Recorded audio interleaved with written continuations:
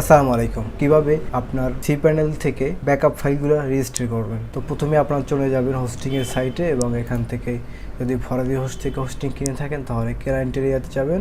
Client এরিয়ায় log in করার পরে আপনার যে সি প্যানেলটা থেকে রেজিস্টার করতে চান সেই সি প্যানেলটায় লগ ইন করবেন। তো আমি এখান থেকে এই সি প্যানেলটায় লগ ইন করতেছি। সি প্যানেল লগ ইন করার পরে আপনারা এখানে লিখবেন JetBackup-এ ঢুকবেন।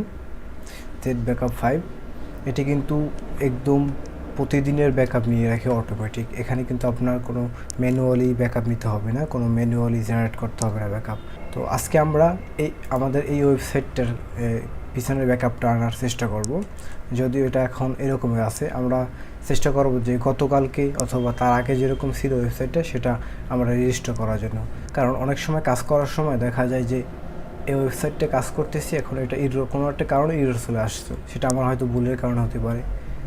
তো এই ইররটা আসার জন্য তো এখন আর আমি এটা ঠিক করতে পারতেছি না। তো এই জন্য কিন্তু আমাদের পিছনের ব্যাকআপটা রেজিস্টার করার ছাড়া আর কোনো উপায় নাই। ওকে, তো আমরা চলে আসলাম সি প্যানেল থেকে JetBackup 5 এখানে চলে আসলাম। এখান থেকে আপনারা এই যে রেজিস্টার ডাউনলোড এখানে ক্লিক করতে পারেন, অথবা এখান থেকে ফুল ব্যাকআপেও ক্লিক করতে পারেন। ওকে, ফুল ব্যাকআপ ক্লিক করার পরে এখানে দেখতে পাচ্ছেন যে প্রতিদিনের ব্যাকআপ কিন্তু আসে, কিন্তু দেখেন প্রতিদিনের ব্যাকআপ চলে আসছে। আজকে এটা 4 তারিখের সর্বলাস্ট 4 তারিখের ব্যাকআপ আসছে। তো আজকে কিন্তু 4 তারিখ, ঠিক আছে। ওকে, তো আপনি যদি নির্দিষ্ট একটি ফোল্ডার রেজিস্টার করতে চান সেটাও কিন্তু পারবেন। এখানে চলে আসবেন হোম ডাইরেক্টরিতে। হোম ডাইরেক্টরিতে আসার পরে আপনি যে ডেটের যে তারিখের আপনার ওই ফাইলটা রেজিস্টার করতে চান সেই ফাইলটা এখান থেকে সেই তারিখটা সিলেক্ট করবেন। তো এখানে গতকালকে 3 তারিখটা সিলেক্ট করলাম। এরপরে এখানে ক্লিক করবেন চেঞ্জ ফাইল সিলেকশন। এখানে ক্লিক করার পরে যে গতকালকে যে সমস্ত ফাইল ছিল সে সকল ফাইল এখানে চলে আসবে। তো ধরুন আপনি যদি একটি ফাইল ডিলিট করে ফেলেন, তো সেটা হতে পারে পাবলিক HTML। আমরা যদি এখানে ক্লিক করি, তো ধরুন এখান থেকে আপনি কোনো একটি ফাইল ডিলিট করে ফেলেছেন, ধরুন wplogin.php, এটা ডিলিট করতে ফেলছেন। এটা আপনার স্মরণে আছে। যদি আপনি কোনো ফাইল ডিলিট করে ফেলেন সেটা অবশ্যই আপনার মনে থাকার কথা। যদি মনে থাকে তাহলে এখান থেকে ডিলিট করে ফেলবেন। আমি কিছুদিন আগে একজনে পোস্ট করলে গ্রুপে দেখলাম যে সে নাকি wp-config.php ফাইলটা ডিলিট করে ফেলছে, সেটা সে রেজিস্টার করতে পারতেছে না। তো এখান থেকে কিন্তু আপনি এগুলো একাধিক সিলেক্ট করতে পারবেন। এগুলো যদি ডিলিট করে থাকেন তো একাধিক সিলেক্ট করে এখান থেকে সিলেক্ট ফাইলে ক্লিক করে এখান থেকে রেজিস্টার ফাইলে ক্লিক করলে এটা অটোমেটিক কিন্তু আপনার রেজিস্টার চলে আসবে। তো আজকে আমরা এটা ফুল ওয়েবসাইট নিয়ে আসব। তো এখান থেকে ফুল অ্যাকাউন্টে যাব।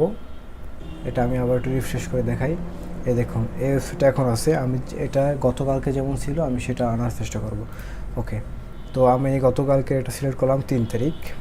ওকে, 3 তারিখ এটা সিলেক্ট করে এখানে দেখতে পাচ্ছেন যে নিচে রেজিস্টার আছে, রেজিস্টারে ক্লিক করবেন। রেজিস্টারে ক্লিক করে এখানে আর একটা অপশন আছে, সেটা হলো merge backup data with live account data. মানে এটা যদি আপনি টিক মার্ক করে দেন তাহলে এই যে এখন বর্তমানে যে ডাটাগুলো ওয়েবসাইটে আছে সেই ডাটার সাথেই আগের ডাটাগুলো ইনক্লুড হয়ে থাকবে। তো এখানে যদি দেখা যায় যে আপনার কোনো একটি ইরর চলে আসছে, আপনি সেই ইররটা ঠিক করার জন্য আপনি গতকালকে ডাটা ব্যাকআপ করবেন, তো তাহলে কিন্তু আপনার এটা মার্ক করা ঠিক হবে না এবং আমি এটা সাজেস্ট করি না।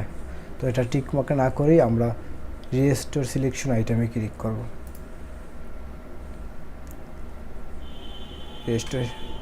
রেজিস্টার হচ্ছে, এখানে কিন্তু দেখতে পাচ্ছেন এখানে কিন্তু প্রসেসিং হচ্ছে। তো এই প্রসেসিংটা কতক্ষণ টাইম নেবে সেটা ডিপেন্ড করবে আপনার ওয়েবসাইটের উপরে। ধরুন আপনার ওয়েবসাইটে 1 GB ফাইল স্টোরেজ আছে, তো সেখানে যে পরিমাণ সময় লাগবে, কিন্তু যদি 500 MB স্টোরেজ থাকে তাহলে কিন্তু অনেক কম সময় লাগবে। তো এটা কতক্ষণ সময় লাগবে রেজিস্টোরে সেটা ডিপেন্ড করে আপনার ওয়েবসাইটের উপরে। তো এই JetBackupটা কিন্তু আপনার সি প্যানেল থাকলে প্রতিদিনের ব্যাকআপ অটোমেটিক এটা জেনারেট করে রাখবে। যখনই আপনার সমস্যা হবে এখান থেকে আপনারা ডাউনলোড অথবা রেজিস্টার করতে পারবেন। তো আপনারা যদি ফরাজি হোস্ট থেকে হোস্টিং কিনে থাকেন তাহলে অবশ্যই কিন্তু লিনাক্স হোস্টের সাথে আপনারা JetBackup 5 পেয়ে যাবেন। এখান থেকে আপনার প্রয়োজনীয় প্যাকেজটি কিনতে পারেন। 1 GB 2 GB 5 GB এবং 10 GB প্যাকেজ রয়েছে, এবং এখান থেকে কিন্তু আরও কম দামে বেসিক শেয়ার্ড হোস্টিং আছে।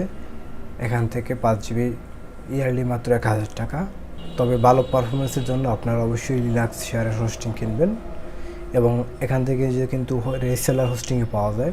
তো আপাতত বাজেট রিসেলার হোস্টিং আছে, রিসেলার হোস্টিং প্রয়োজন হলে আপনারা এখান থেকে কিনতে পারেন। তো রিসেলার হোস্টিং নিয়ে আমি পরবর্তীতে একটি ভিডিও করব। আমরা চলে যাই সি প্যানেলে, আমরা রেজিস্টার হলে ফিরে আসবো ইনশাল্লাহ। তো আমি 5-7 মিনিট পরে ফিরে আসছি, ফিরে আসে দেখি যেটা হয়ে গেছে এবং আমার সাইটটা রিফ্রেশ করে দেখি যে আমার যে আগে যেটা ছিল, মানে আগে যেটা করা ছিল সাইটে সেগুলোই চলে আসছে। তো এভাবে কিন্তু আপনারা এই জেট ব্যাকআপ 5-এর মাধ্যমে আগের ব্যাকআপগুলো রিস্টোর করতে পারেন আপনার সি প্যানেল থেকে। আপনাদের ডোমেন হোস্টিং লাগলে ফরাদি হোস্ট থেকে নিতে পারেন।